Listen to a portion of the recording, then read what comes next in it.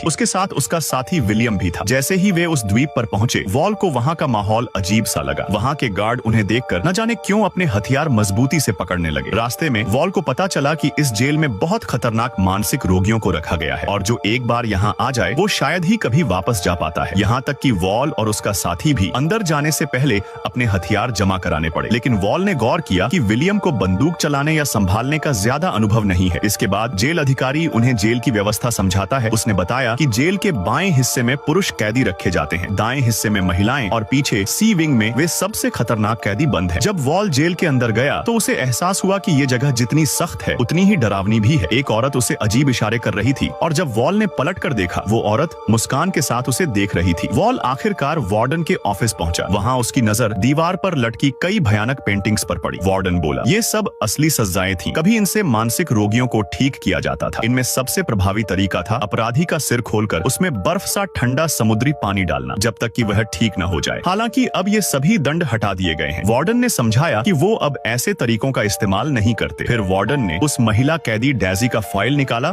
जो भाग गई थी। उसने बताया कि डेजी को इसलिए लाया गया था क्योंकि उसने अपने ही घर के स्विमिंग पूल में अपने 3 बच्चों को डुबो दिया था। उसके पति की युद्ध में मृत्यु हो गई थी और उस सदमे से वो मानसिक रूप से टूट गई। उसे हमेशा लगता था कि उसके बच्चे अब भी जिंदा हैं और ये जेल उसी का घर है। वार्डन ने डेजी की फोटो वॉल को दी, लेकिन जैसे ही वॉल ने उस फोटो को देखा, उसका पति और उसके बच्चे का दृश्य उसकी आंखों के सामने आने लगे। उसके सिर में तेज दर्द उठा। उसने बस वार्डन से दर्द की दवा ली। वो समझ नहीं पाया कि ये सब उसे क्यों दिख रहा है और पूछा कि क्या उन्होंने हर जगह तलाश की है। वार्डन बोला कि उन्होंने पूरे द्वीप की तलाशी ली पर कोई निशान नहीं मिला और डेजी के कमरे के दरवाजे और खिड़कियां अंदर से बंद थीं। ऐसा लगता था जैसे वो हवा में गायब हो गई हो। वॉल को ये सब बहुत अजीब लगा। वार्डन उसे लेकर डेजी के कमरे में पहुंचा। जांच के बाद उन्हें केवल दरवाजे के पीछे छुपी 2 जोड़ी जूते मिलते हैं और हैरानी की बात यह होती है कि दोनों जोड़ी जूते पुरुषों के थे। इसी दौरान वॉल को एक और चीज दिखाई देती है।